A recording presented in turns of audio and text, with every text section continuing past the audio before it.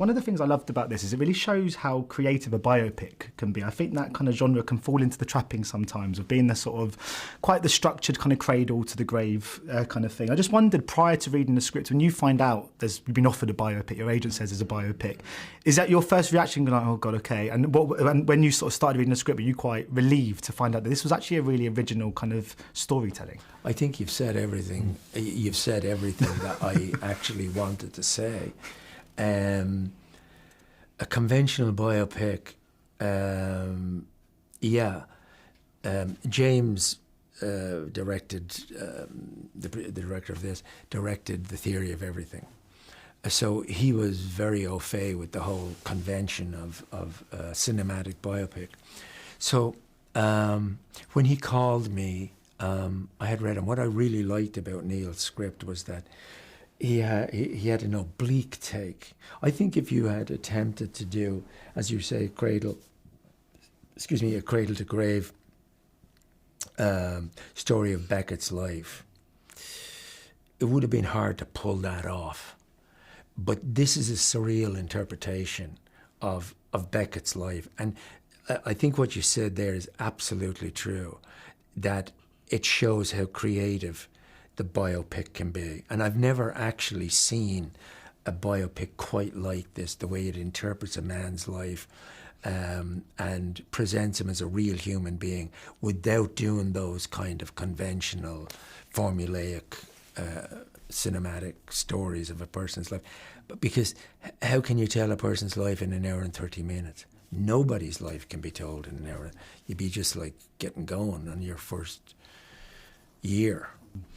And I mean, there's such a wealth of material for you to kind of pick from. I just wondered obviously you've got the script, but what else? I just wondered what else you kind of helped use to get into the kind of mind and body of Beckett. You've got the writing, interviews. I even saw an interview he did, which was just a very surreal mute interview. Which is one of my favourite interviews of all time. That was after he won the Nobel Prize, and they said to him, "You have to do an interview.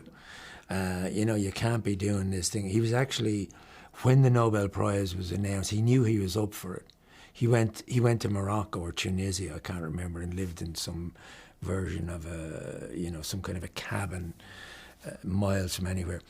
And when he won the Nobel Prize, he said, "Oh, this is a disaster because it's going to mean the end of my private life." He was.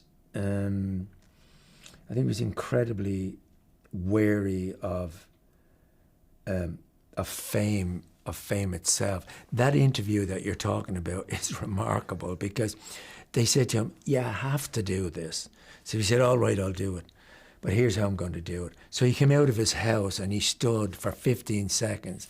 He looked that way, he looked that way, and he looked over the camera and he went back in. And that was the interview.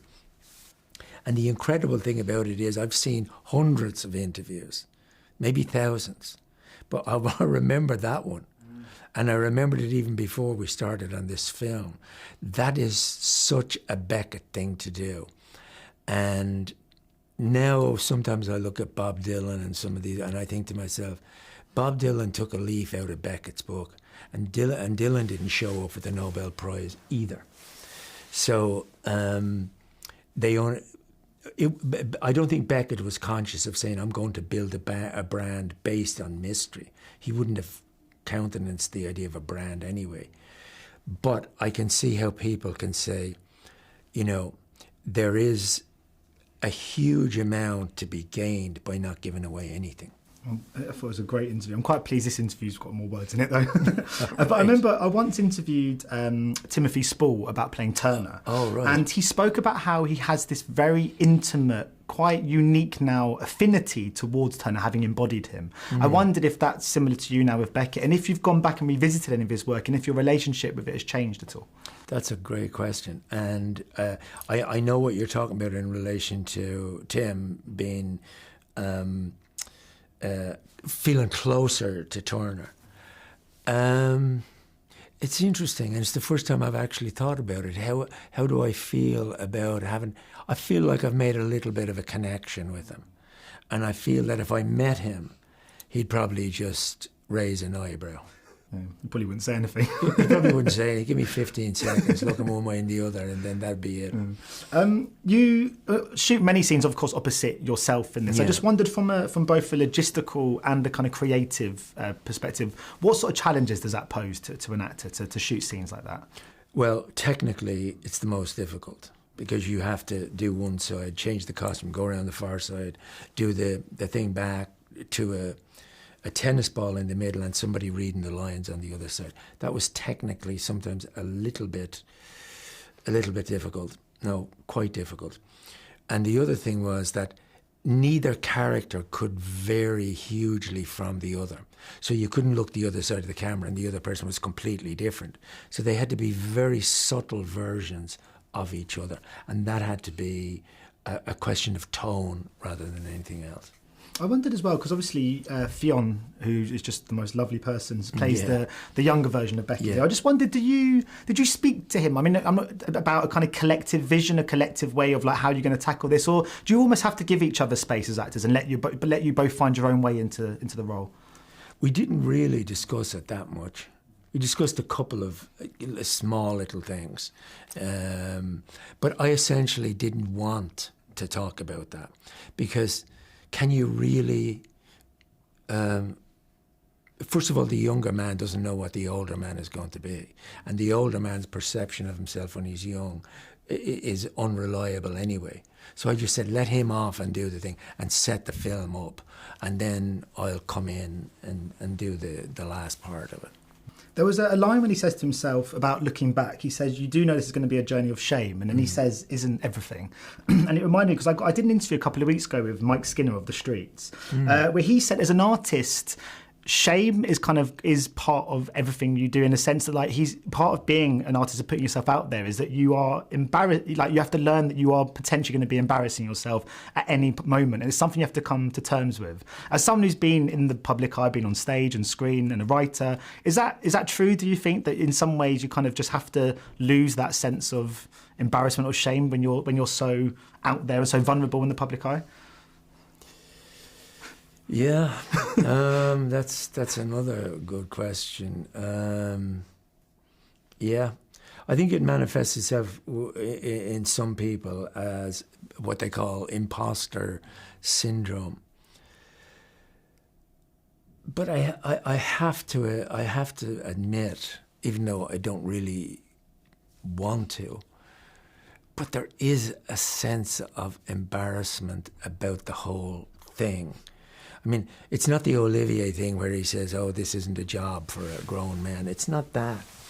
I think it goes back to childhood and the kind of Catholic repressed world that I grew up in, where if you exhibited any form of self-expression, stop showing off. Who do you think you are with it? No, that's, stop. So that idea has always stayed with me. And it's still, like, the voice is getting thinner and more distant, but there's still that sense of acting as some kind of showy-offy thing, even though you do your very best and don't think about that when you're actually doing the thing. But, I worked with this older actor